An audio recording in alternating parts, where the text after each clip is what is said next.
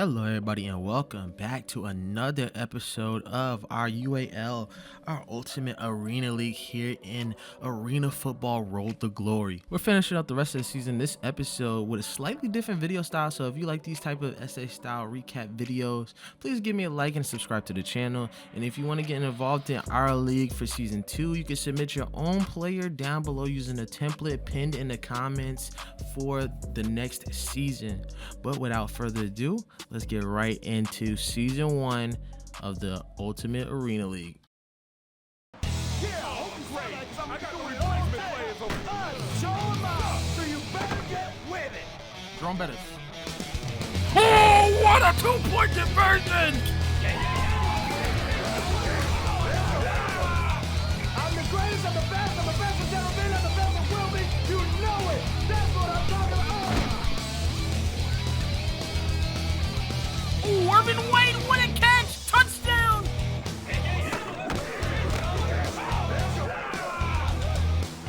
That's how it's done. Yeah.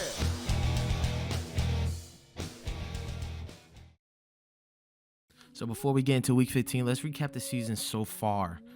The first few weeks of the season started off strong for a lot of teams, with both Albany and Miami remaining undefeated after 7 weeks, eventually matching up and Albany taking that win 69-51. Meanwhile, you had other teams with good starts like the Outlaws, SaberCats, and Storm, and teams that struggled a bit during the middle of the season like the Phantoms, KISS, and Kats as they tried to claw their way up to one of those final playoff spots. Fast forward to right now, the standing in the National is pretty much the same, with 2 of the 4 playoff teams clinched by arguably the 2 best teams in the league, with the aforementioned Hooters and Firebirds. With even the last 2 spots looking covered, as the Phantoms and the Force have a 2-game lead over the Soul and the Destroyers. But with 4 weeks left in the season, anything can happen, so we got to keep an eye out for all 4 of these playoff contending teams. As for the American, 4 teams are tied with 8 wins apiece, with the Kats leaping into the playoff picture with a 4-game win streak even after a 4-5 middling start. But on the other end, teams like the Outlaws and Wolfpack, who had strong starts to the beginning of the season, have received their fair share of losses, with the threat of elimination if they don't change it around. But with the playoffs looming and guys like KJ Brown, Jasco Ortiz, Trevor Jackson, and even Potsy looking for an MVP to add to the inaugural trophy case, this playoff race should be a dogfight. So let's get right into the matchups right now. So we're going to start this episode with an epic matchup here in week 15 as the Phantoms visit Albany to take on the Firebirds here for the 2nd time this season. Albany's shown why they're one of the best defenses in the league. They're forcing Ortiz to take the fumble. It does eventually get picked up by Wright, but then he gets forced into a safety. But Toronto bounces back quickly here. Ortiz here with a bomb right to Jarek Hillary as he gets in end zone to end zone. Touchdown to take the lead. With Damian Keys injured, here comes Finley, and he gets absolutely wrecked on this play. Gets picked up by Otto for a big fumble recovery for Toronto. Hey, listen, unbelievable. Coach. Ortiz would definitely take advantage of it as he gets this nice underhanded throw to Dorsey as he breaks his way into the end zone to take an even bigger lead over the first-seeded Albany Firebirds. But Albany not giving up just yet as they get this freaky play here as it gets tipped 2 times into the hands for Cameron for a score. And the Firebirds still trying to have some fight in them as Calcione breaks a tackle and then breaks free, taking this one all the way into the end zone for a big rushing touchdown. Although Albany tries to come back, the MVP candidate Ortiz ices the game here with a nice dot to Dorsey, and they win this game 62-48 here, with Jasco Ortiz adding to his already impressive MVP resume with 7 touchdowns today. As we move on to our last game here in week 15, another divisional matchup between the LA KISS and the Washington Wolfpack. The Wolfpack made it clear that this was going to be their game to lose as they scored 3 straight touchdowns to start off the game here in LA to try to take the division lead. And they're hit for the score. But LA, battered and bruised, trying to fight back here as they scored 2 touchdowns of their own to keep the game within 7. Los Angeles. So Dell here on a crucial 3rd down throws it to his receiver, but it gets tapped off his back, and Anderson with the leap and grab to give LA the possession. Washington's defense, though, does force a 4th down here. Woods pump fakes, throws, and it almost gets picked off. And that leads to Chris Dale going down the field and making a methodical drive to score on this touchdown, winning the game 52-45 here, with Harper Duke getting a couple receptions and a touchdown here tonight. And as for the other notable games here today, Billings beating Georgia 36-7, shutting them absolutely down here, only scoring 1 touchdown here in the 3rd quarter. Now we head over to Dodge City, Kansas, as we see once again the LA Storm try to take on the hometown team, Southwest Kansas Storm, with the MVP candidate Trevor Jackson, and trying to put them into the playoff picture. After both teams getting quick scoring drives, Scott Woods goes under pressure and gets picked off there by Abraham, and South Kansas now taking possession. But Southwest Kansas will have their own problems here, as Jackson gets absolutely destroyed there and has to go out for a couple plays with a chest injury. But it does not matter for Edwards here, as he takes up the role and gives it to a wide open Irvin White for a touchdown. After that touchdown, folks, it was a slobber knocker. Both teams would trade touchdowns back and forth until finally Southwest Kansas' defense finally forced a field goal for them to take the lead. Jackson, believe it or not, coming back from another injury to throw another dot to Irvin White. He has been his go-to guy all season to score a touchdown to take the lead. But Scott Woods, not being a pushover either, throws a strike to DeBeatty Davis to take the lead with less than 2 minutes left here in this game. After another great drive here by Jackson, he throws a dot and a strike right over Anderson to Irvin White. As we take another look at that one again, he squeezes it right in between the hands of his go-to receiver to take the lead. But the LA Kiss, with the first play from scrimmage after getting the kickoff, throws a deep ball to DeBeatty Davis to take the lead, and they would maintain it as they would win this one 45-42, keeping their slim playoff hopes alive, with Irvin White getting 11 catches for 5 touchdowns, but still with a losing effort.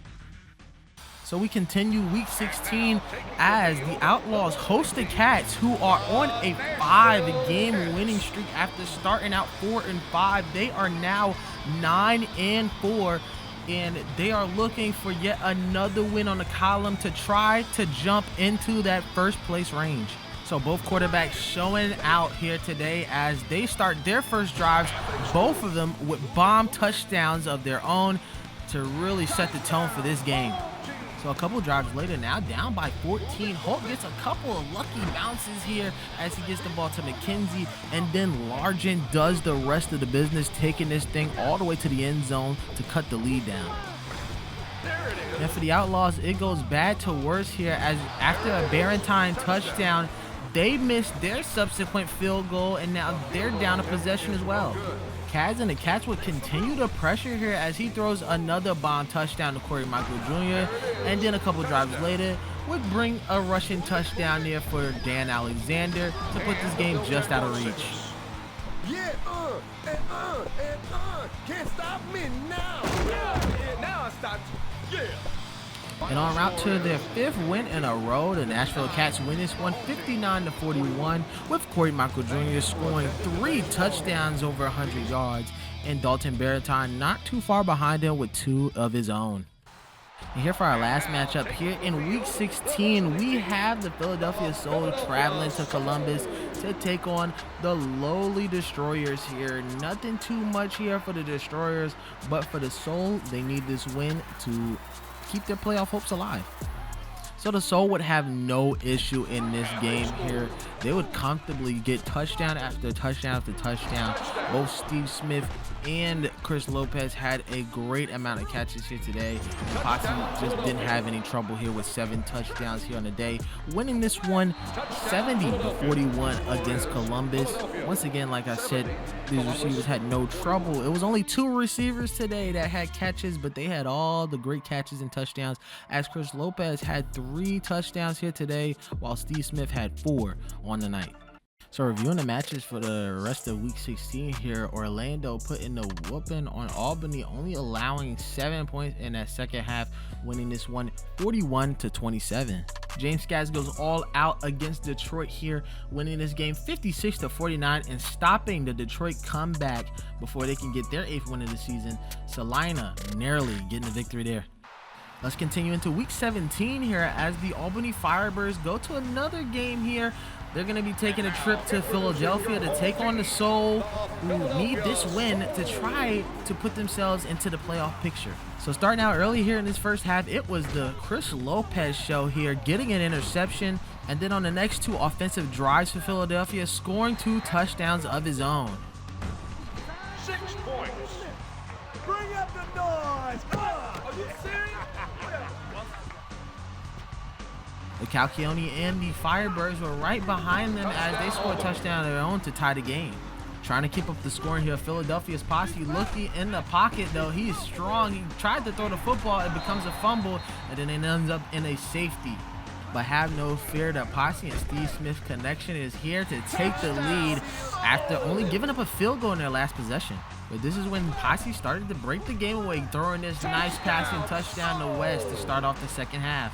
But this is when the game officially got away from the Firebirds here. Marybury knocking that ball loose from Keys, and then Dwayne Missouri doing the rest. And Philadelphia will hold on to that lead as they would win this one 49-39, with Potsy scoring 5 touchdowns on the day with only 178 yards.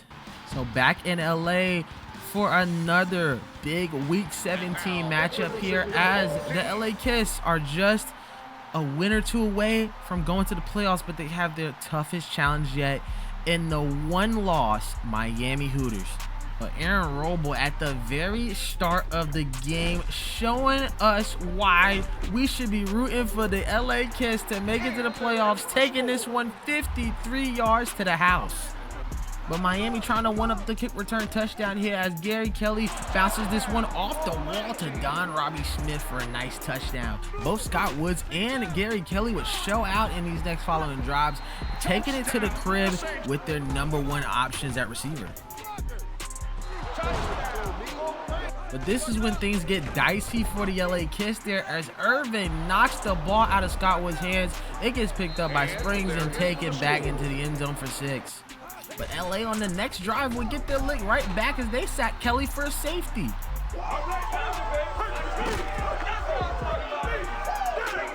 LA still down by 8. Woods connects to Tabiti Davis for this touchdown here, and now they would try to attempt to go for 2 to try to tie. LA would go with the old end around, but Simpson jumps on it, and they're still down by 2. So this is when Gary Kelly and Don Robbie Smith enter a flow state here as they connect for another touchdown. That is their 4th time connecting tonight. So now up by 9, Miami trying to run out the clock with their backup running back, Umar Muhammad, but he fumbles the ball, and Roble picks it up for another shot for LA. And Scott Woods does not disappoint as he throws a dot right to Jones to keep them within a touchdown. But Miami still up by 2, maintaining their composure by sending in Jordan Carter for a long rushing touchdown. The LA KISS not saying die just yet. Scott Woods finding Wiley for another touchdown late in this game. So LA's defense forced Miami to just kick a field goal, so now it's a 5-point game, but it is 4th down. Scott Woods gets pressured, and that would be the game. Miami would hold on to this lead, and they would win 55-50. With Coach Karp's Heisman Trophy winning wide receiver Don Robbie Smith getting 9 receptions, 163 yards, and 5 touchdowns, dominating in this game and keeping Miami's magical 14-1 season alive. So now we tune into Washington as Chris Dell and the Wolfpack have to take on the W17 Outlaws here, and Chris Dell finds a wide open Orlando Abrams, keeping his balance against the wall en route to a 45-yard score. Guys, this was an offensive slugfest. Leslie Holt and Chris Dell having a battle for the ages, trading touchdowns left and right, but it ultimately came down to the 1-minute warning here in the 4th quarter. So right before the 1-minute warning, Leslie Holt throws it to Jay Graham for a clutch touchdown. And the Outlaws defense did manage to give Leslie Holt the ball back without them scoring. So now Leslie Holt's coming back, but there goes Tucker James getting the scoop after getting a clutch strip sack. Great job, guys. Way to go, great job, super job. And after that clutch play by James, Frazier would easily score to put them in the lead. You know I'm the best. You know I'm the best. Thank you. Yeah, baby. I'm the best. Give me some. And now the Outlaws with no timeouts here. 10 seconds left in this game. Here on a 4th and 10, Leslie Huff has to get a miracle playoff. Finds Sloan open, but it gets tipped away by number 81. And that would be the game here as the Wolfpack hold on to win it 52-45 here, with Orlando Abrams having a crazy day, having 9 receptions, 152 yards, and 3 touchdowns to control the division. Now let's travel to San Jose as they host the Southwest Kansas Storm in a much anticipated matchup here. This will be for seeding here as the Southwest Kansas Storm all but have a playoff spot locked in, and San Jose just needs about a win or 2 more to go to the playoffs.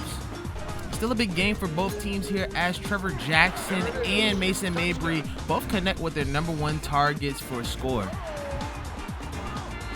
Touchdown, SaberCats.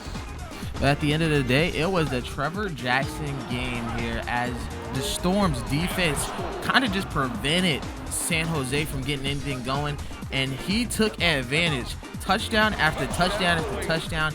He ended up with 9 on the day to win this one 70-37 as the MVP candidate adds on to his case. And in the last of the important games here for Week 17, KJ Brown and Troy Bergeron hold on and stop the comeback from West Texas, winning this one 35-33. Now checking here in the American standings, the Cats, Wolfpack, and Storm have all sealed themselves a spot in the playoffs. Meanwhile, the SaberCats, Outlaws, and Fury all need a win and some help to make it. And then for the KISS and the Liberty, they need some help, and a lot of help at that. But let's see what happens in this final week of the UAL football. So now we travel to LA for one last time here as the LA KISS try to play spoilers against the Detroit Fury. If the KISS win this one, they can eliminate the Fury from the playoffs, propelling themselves up, but they need a lot more help here as they would need losses from San Jose and Billings to even sniff the playoffs. So the LA KISS would start off strong here as Scott Woods would connect it to B.D. Davis for a 1-play touchdown score to start the game. And after a very competitive first quarter from both teams, the LA KISS just dominated on defense, forcing 3 turnovers, including a turnover on downs, a fumble recovery, and an interception from the rookie sensation Paul Giacomino to win this one 47-32. And with that loss, the Detroit Fury are eliminated from the playoffs. So we finally travel back to Salina here for our penultimate matchup between the 2 rivals, Salina Liberty and the Southwest Kansas Storm. These 2 teams haven't liked each other for a long time, since even the CIF days, and now they're going to be playing for Salina's playoff lives. Let me tell you, we saved the best matchups here for last here as James Skaggs and Trevor Jackson had a ball. They combined for 8 touchdowns here in the first half, having us deadlocked here at 28 apiece. But this is when things got sloppy here. Skaggs trying to drop back here on a second down, gets absolutely pummeled, loses the ball, and then it gets picked up for a touchdown. And now with that lost possession, Skaggs has to make it up with a touchdown here. A nice little floater to Valentine. But the turnovers were not done yet here for Skaggs and this Salina Liberty here as he gets pummeled again, but fortunately it just ends up in 2 points. After the safety, Jackson and Caldwell look to take advantage here with this run, but this time the fumbles go their way, and now Salina gains back their possession. All right, listen up, come over here. All right, now we got to move on this one. I think they're out of whack after that turnover, okay? Yeah. All right, now go. And after the turnover, Skaggs sneaks in for a touchdown to take back the lead. And trying to make it a square field goal game here, Skaggs will go for 2. Throws the ball under pressure in coverage, gets tipped, but it gets caught by Davis for 2. But just over 10 seconds left here. This might be the last play of the game. Jackson trusts no one but Irvin White. He breaks free and gets the game-winning touchdown. and winning this game 54-50, knocking out their rivals out of the playoffs in the process and getting their 11th win of the season. With the MVP candidate Trevor Jackson having another amazing performance, almost eclipsing 300 yards with 6 touchdowns. So now we are back in Tennessee for another important matchup here. Both of these teams are in the playoffs here between Washington and Nashville, but the implications for this match is huge as both teams are deadlocked here in the first seed, so whoever wins this gets home field advantage. At the start of this game, it looked like it was going to be a bout between Kats and Delhi here, as they both ended up with some great drives to start off the game with 2 touchdowns of their own. But then all of a sudden, this game became the Dan Alexander show. The longtime veteran for the Kats ended up destroying this game and opening up completely, as he ended up with 6 touchdowns on the day for 100 yards. And the Wolfpack defense just couldn't find an answer for this offense all game. Dan Alexander ran all over them, and they ended up winning their 7th straight game of the season, winning this one 55-45. And once again, big shout out to Dan Alexander here, destroying the record for most rushing touchdowns in one game at 6. So here we are in our regular season finale here in San Jose. We get to see the SaberCats take on the W17 Outlaws, and it's going to be for the final playoff spot here in the American Conference. So this will be a big one here for both teams. And already in their first drive, Leslie Holt has to meet up with Joe Jacobs as he gets the 4-piece meal, a sack, a recovery, the strip, and a touchdown. Billings fights back here with a tie here, but Glover is going to break that tie by rushing into the end zone for a nice 20-yard score. And Joe Jacobs was not done yet with Leslie Holt forcing another fumble, this time picked up by Richards for a scoop and score. Leslie Holt and the Outlaws try to make it a game here by trying to keep up with the SaberCats, but their offensive firepower was too much, between Glover with another rushing touchdown and Mason Mabry bombing 3 more touchdowns to win this game 55-48, and now they are the last ones to advance into the playoffs. And it was all thanks to this guy, veteran Joe Jacobs here, getting 2 forced fumbles, 2 sacks, a fumble recovery, and a touchdown, resulting in 12 points here for a win for Mason Mabry and the San Jose SaberCats. So that concludes this inaugural season of the UAL. It was one hell of a season, and we hope to see a lot of these teams again for season 2. Once again, if you do want to insert your player into this league, all you have to do is fill in the description that I'm going to put in below, so you can put in your player for next season as a free agent in the UAL season 2. It should be exciting. So here we're going to take a look at the final standings here for season 1. And the National Conference is absolutely stacked with talent, as the Miami Hooters put up a record 15 wins this season behind Jordan Carter in his record-breaking rushing season, alongside Don Robbie Smith and Gary Kelly. While the Albany Firebirds, the only ones to beat Miami in the regular season, have a 2 seed at 12-4. And Jasco Ortiz and the Phantoms take the 3 seed with a very respectable 11-5 record. And KJ Brown and the Georgia Force just make the playoffs, taking the final seed at 9-7 for the National. And in the American Conference, the Kats keep the hot streak going as they go on a 7-game win streak to take the first seed at 11-5. The question is, can Kats and this scrappy team stay hot in the playoffs, or will it all crumble down next week? For the Southwest Kansas Storm, though, Trevor Jackson and his #1 receiver, Irvin White, coast to the 2 seed at 11-5 as well. After that tough loss against the Kats, Delhi and the Wolfpack fall to the 3 seed at 10-6. Meanwhile, Mason Mabry and the SaberCats cover that last spot at 9-7, edging out contenders like LA and Billings. As for the other teams, Philly, Detroit, LA, and Billings got close, while teams like West Texas, Grand Rapids, and New Orleans, even Hawaii, never even came close. And it might be time for us to do some relocations. So put down the comment section below on who we should replace and what team from the past or the present we should replace them with. It could be from the CIF, the NAL, the AFL. I have all the files here, so please let me know who you would like to see next season for season 2 of the UAL.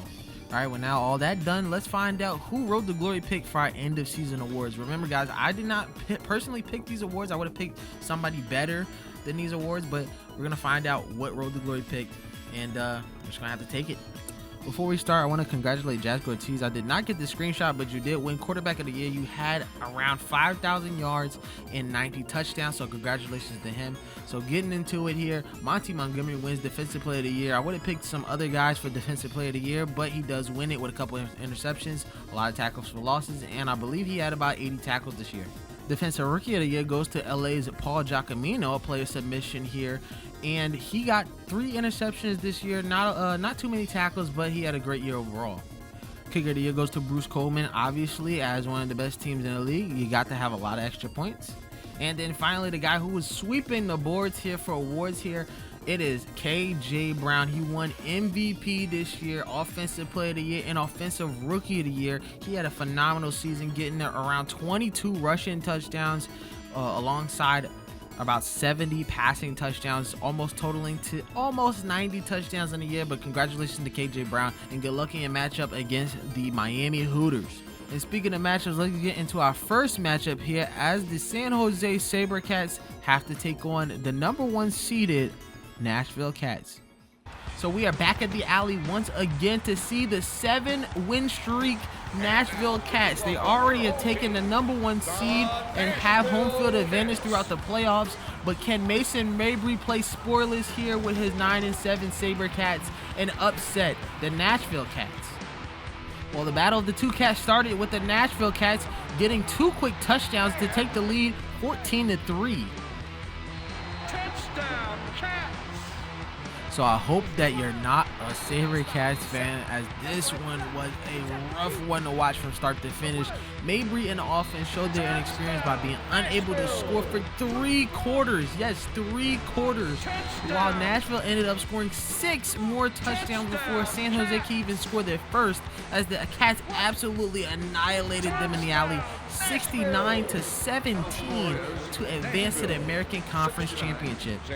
And with that marks an unprecedented 8th straight win, and Nelson Bullock gets player of the game with 7 touchdowns with 229 yards. And now we turn to Washington here, as the Wolfpack have to defend their house against a very skilled Southwest Kansas Storm team. The combo of Trevor Jackson and Irvin White is no joke, but neither is Chris Dell and Harper Dew. Let's see who's going to come up on top and go to the American Conference Championship game. And it was not a good start for Trevor Jackson in his playoff debut, as he throws an interception, and then on the next drive it causes a fumble here to be down by 14 early here in this game. But Trevor Jackson was just as calm and cool as the other side of the pillow here, as he throws this one right to Irvin White, bounces off his helmet, gets the grab for a touchdown, and he got interfered. Does not matter. They tied a ball game up here, scoring 2 unanswered scores. But that didn't matter to Washington either, as Chris Dell throws bombs here, including this one to Harper Dew to go back up 14. But Trevor Jackson, always trying to respond back, even under pressure, connects to you-know-who, Irvin White, for another score to try to keep up. But things aren't looking so good for the Storm defense, as Dell is chopping them up. Another connection to Abrams before halftime to take an 11-point lead. Yeah, this is my house. This is my house. But there was some life for Southwest Kansas here, as Hardy gets his 3rd sack of the night, forcing the Wolfpack to kick the ball back to the Storm. And Trevor Jackson will respond here with a quick passing touchdown to number 85 to keep this one within a touchdown. And for Southwest Kansas, another opportunity here, 4th and inches for Dell, and they're going to go for it within their own territory, and the running back gets destroyed behind the line for Southwest Kansas to gain back possession. Although the Storm couldn't take advantage with a touchdown, they did put it within 3 with a field goal there. And Fidelity and the Wolfpack, they just couldn't stop the bleeding here. Going for it on a questionable 4th down call, gets bounced off the wall, and another turnover on downs. And they gave Jackson all the opportunity he needed here. Throws a floater right to Ross to take the first lead of the game here for Southwest Kansas. And to complete the huge momentum shift, they go for 2. Jackson, comfortable in the pocket, gives it to number 85, and now they're up by a square 7 points. The Wolfpack finally get it together here, as Dell throws this 39-yard floater right to Harper Dew to tie the ball game back up at 42. The Storm try to respond back with a field goal, but Lewis shanks one of the biggest kicks of his career, veering it to the right. With Southwest Kansas playing defense, they rely on Harris to try a 64-yarder. This would be a record, but he nails it just barely, and they take the lead. What a kick. And with 26 ticks left, you should already know where Trevor Jackson is going. Throws a beamer right to Irvin White to score a clutch touchdown with only 20 seconds remaining in this one. So to preface this next clip here, I did control the user for one last play. I did not want the CPU to do what it regularly does and try to throw some type of weird running play in. So I controlled this team here with Chris Dell, and this is what happened next. Come on, knock it out. Dude, he caught it! Touchdown! He caught it! Harper, dude! Here we go, yeah! Bring it on! See, I can dance too! I can dance too! Yeah! You understand all football players. Stay there.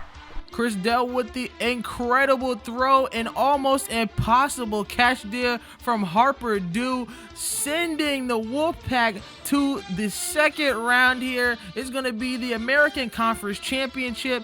They win this one 52-49 on a nasty Hail Mary play. And congratulations to the Wolfpack for advancing. That was a huge win there. And Trevor Jackson will have to go home after one of the best games we've seen from him. And Harper Dew getting one of the most clutch touchdowns we've ever seen here. 6 receptions, 152 yards with 3 touchdowns, including that incredible catch to send them to the playoffs. I don't know how you're going to top that game, but let's move on to the National Conference games here. The Hooters take on the Force. So now we turn to the National Conference this time in a big divisional matchup here between the Miami Hooters, who had an amazing 15-1 season, and the MVP of the league, the Offensive Player of the Year, and the Offensive Rookie of the Year, KJ Brown. Can he make the upset of the year? So we start here late in the second quarter. It's only 6-3 here in this defensive game until KJ Brown throws this touchdown to break the barrier. And we go to halftime 13-3, only 16 points here in the first half. And this is when the game started to heat up here. Kelly with this bomb touchdown to Don Robbie Smith, end zone to start off the second half. KJ now only up 3, takes things into his own hands. He dives into the end zone, but without crossing the plane, and it rolls into the wall for a touchback. An unbelievable play here as we look it back. This was crazy. Somehow the refs do not call that a touchdown, even though it looked like it crossed the plane there, but it's going to be a touchback, and Miami's going to get the ball back. And Miami always taking advantage of a turnover here. Another connection there from Don Robbie Smith for another 45-yard touchdown. KJ Brown now down for the first time, responds with this 26-yard touchdown from Ward. So this is when the second half gets absolutely insane. KJ Brown finds Troy Bergeron 3 times, and Jordan Carter finds himself in the end zone for 3 times as they both score 6 touchdowns between the end of the third quarter and near the end of the fourth quarter. This is insane.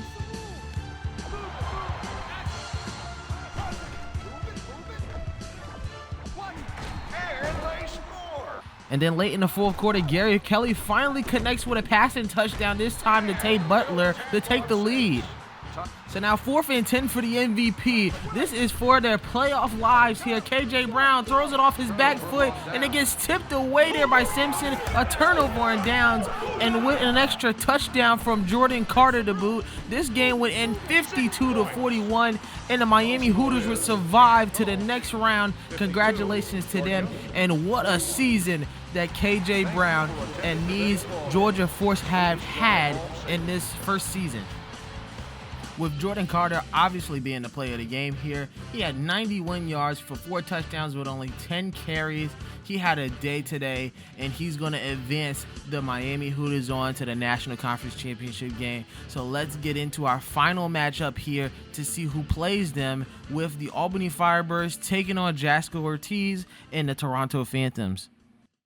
So here we are in Albany for our final divisional round matchup between division rivals Albany and Toronto. If there's one team that can beat Albany, it's got to be Jasco Ortiz and Travis Hammer Jr. in Toronto.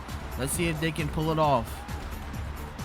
So both teams throwing jabs at each other early here in this first half. A couple touchdowns here from Sauce Gardner and his quarterback Damian Keys. Meanwhile, Jasco Ortiz connects with Travis Hammer Jr. to respond after being down 17-3. Now a 17-10 game. Fast forward 2 scores here, and Ortiz is trying to respond here after being down by 7, but he gets absolutely destroyed by Keone. Wright picks it up for a touchdown, and now they're down by 2 scores. Down by 2 touchdowns here. Enter backup Jason Douglas here, getting a touchdown here right before halftime, and then getting the ball back here in the second half. He gets a rushing touchdown to tie the ball game. After an all-beating touchdown by Keys, they go for a run play here on 4th down, but Toronto gets shut down once again, and they would have to kick the ball back to Albany.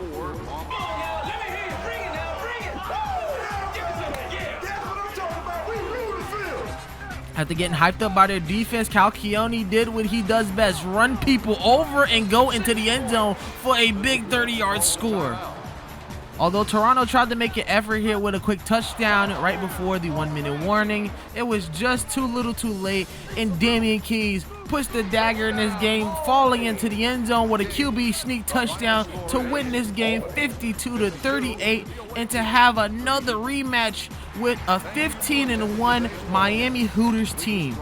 And Damian Keys having another great game here. 4 touchdowns from 12 of 15 passing, 223 yards, 125 rating. What a game from him. And they get to play the Miami Hooters here, who only loss came from the Albany Firebirds.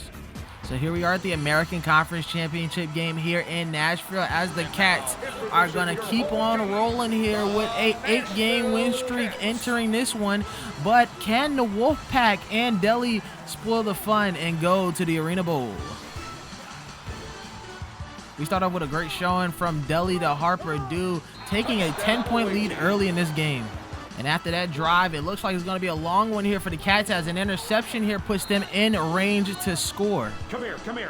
Put pressure on him. Yeah. Get the damn ball back, okay? Okay, coach. Come on. Yeah. And the Cats would take the coach's words to heart, as Barron forces a fumble here, and it would force a turnover on downs here on the next play. And it looks like the Cats are going to get some momentum.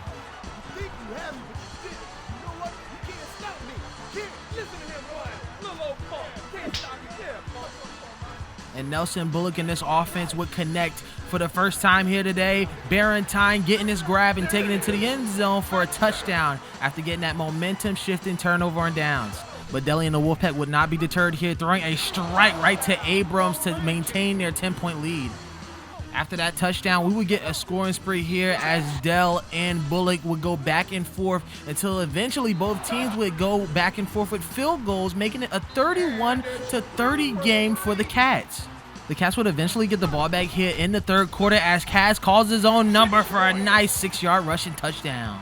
Now down by 8, a fired up Chris Dell throws a strike right back to Orlando Abrams for a touchdown, and they know that they're going to have to go for 2. So here comes the 2-point attempt to try to tie the game. Delhi looking, rolling off to the right, throws it, is just overthrown, but they're going to call defensive pass interference on Stevens to give them another shot. Ref, you can't be serious. So now Dell gets a second try here, and he does not miss, as he throws a strike right to number 84 for the conversion to tie the ball game. But little do they know, this is where the Cats work best. Under a minute left, a dive bomb touchdown near to Barrentine to take the lead with just under a minute left. Yes, man.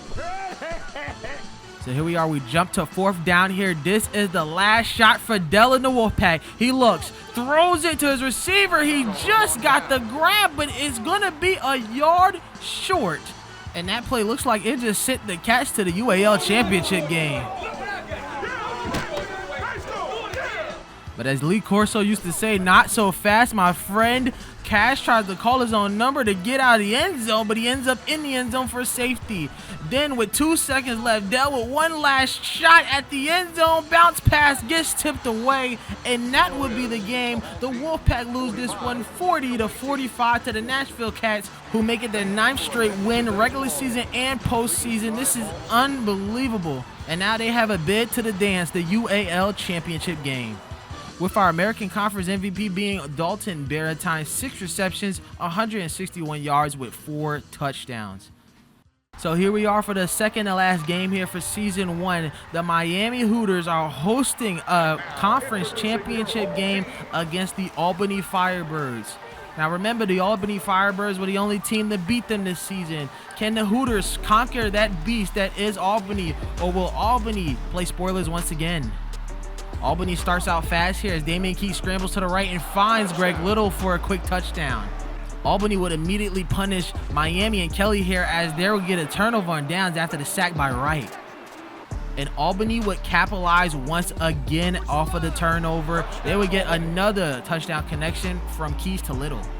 And then on the next drive here, Kelly with a routine screen play to number 83, Butler. He fumbles the ball and it gets picked up by Clayton in the end zone. And with their coach falling over. Ooh, move to the left, to the right, to the right. Ooh, I'm too quick, baby. Sit down. And if you're a Miami hate watcher, then this was the game for you as Keys would connect to Little once again, and they would have as much as a 34-7 lead over Miami.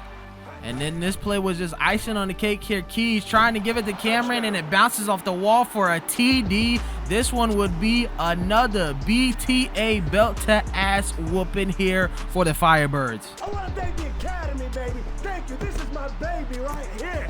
Miami would make it respectable here as they only lost by 14, but the Firebirds making another upset as Miami just couldn't get past the Firebirds wall even after 15 wins. And it looks like Damian Keys and Greg Little, and not only that, Sauce Gardner and Cal Keone are going to be going to the dance to play the Nashville Cats in New Orleans. And my mistake, it is Glenn Little, not Greg Little, but he gets 6 receptions, 85 yards, and 3 touchdowns as he is crowned the National Conference MVP. But let's not waste any time here. We know our two teams, and we know where we're playing at. We're going to be playing at the Arena Bowl here for our UAL inaugural championship game between the Nashville Cats and the Albany Firebirds.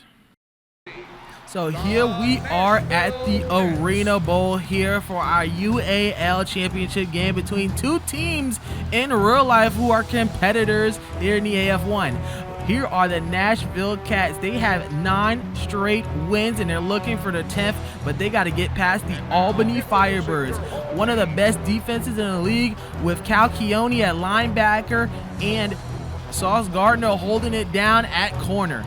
Will this team take it all the way, or will they just be like their counterparts in real life and fall one game short here in the championship game? Let's get right into it, boys. The UAL championship game. If you guys have made it this far, I want you guys to like and subscribe. Thank you guys so much for sticking for this one, and let's get into it, our final game of season 1. And sorry to tell you guys, in the first quarter, it was a snore-fest 0-0 tie here in this first quarter. But it ends up with Cal Keone getting a 1-yard touchdown to start off the scoring. A slow 7-3 start here, but Bullock would get the wheels turning here with a connection to Barentine to take the lead. Now down by 3, Keys would get the air raid going as he bombed this one right to Cameron for an end-zone touchdown. Here in this long methodical drive, they go for it here on 4th down. It gets bounced off the wall and Barentine dives for the score. Let's look at that one again as Barentine sees the ball bounce off to the wall, dives instinctively knowing that this is the championship game over Sauce Gardner for a big score. And now getting the ball back here in the 3rd quarter, Bullock finds Hammond here for a touchdown to increase their lead. But Damian Keys, trying not to fall behind, throws a strike to Cameron to reduce the lead to 3. But Albany's defense just can't handle Dalton Barentine as he connects for another touchdown here to increase their lead back. That's what I'm talking about.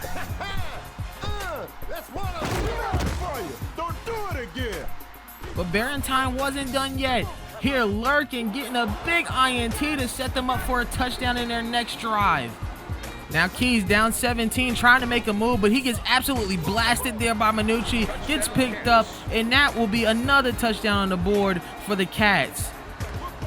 And then Barentine doing absolutely everything in this game. An interception, a fumble recovery for a touchdown, and 3 receiving touchdowns today. And I think it's obvious who gets Arena Bowl MVP today.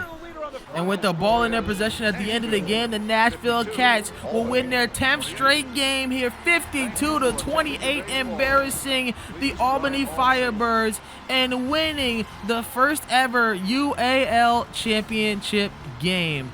And this was quite a season for them, a rough 4-5 start here, and they ended up winning 10 straight with the season, including the playoffs here, to have a magical run to win it all. Let's give congratulations to player submissions Corey Michael Jr., Dalton Barentine, and Nelson Kaz Bullock here, having a season of all seasons.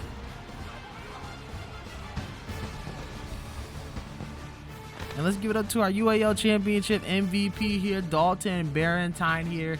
He has 6 receptions for 84 yards with 3 touchdowns. And not only that, he had 2 INTs that he almost returned for 6, but then he got a fumble recovery that he returned for 6 anyway, with 4 total touchdowns on the day. Congratulations to him. And let's see what he could do for season 2.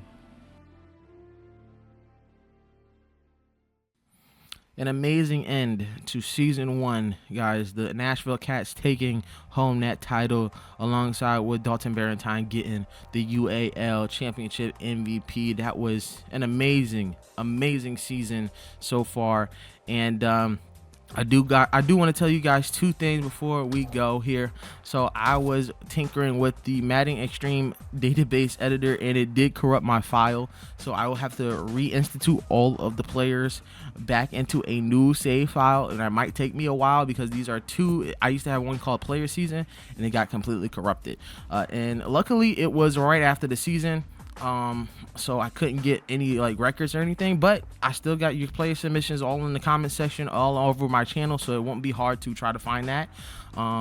But I will have 2 concepts up here for next season, season 2. So I did make some created teams. I'm going to show the concepts up here right now, and they all are created teams that I've made. Pretty much original, all new logos, everything that I've made, everything that my girlfriend has made for me, and it is pretty nice. So if you guys want that for UAL season 2, brand new creative teams, put in the comment section below. If you don't, and you want to keep the Hooters and the Firebirds and the Cats and the SaberCats, we can do that as well. So I wouldn't mind that as long as we're having a good time in season 2. Like I said before, I can reinstitute all the players. It's gonna take me a little bit of a while, especially now that I'm doing the BFL season 2, but it's gonna be all good. Don't worry about it. Well, I appreciate you guys for stopping by for so long. This was probably one of my longest videos that I've edited to date. It took me about 2-3 months just to edit all these videos, all these clips together. I appreciate it, guys. We got more content on the way. We got BFL season 7 on the way here. I'm gonna do it in this type of style again, and hopefully you guys did enjoy it by liking it and subscribing and even sharing it to anybody that's an arena football fan or arena football road to glory. Anybody that wants to be reminded of that this game is a really great game, that this game is awesome, and it basically pales, the other Maddens basically pale in comparison to it. Even to this game, a 50-yard field game, a very niche sport that I pride myself into enjoying, even with viewing the IFL and the AF1. It's still a fun time, and having all you guys put some player submissions and having them having legendary seasons, Jordan Carter, Nelson Bullock, Dalton Barentine, all those guys here having a great season, Jask Ortiz, just great stories between all of you guys. So if you guys like this content, please like and subscribe, and I'll see you guys in the next video. Peace.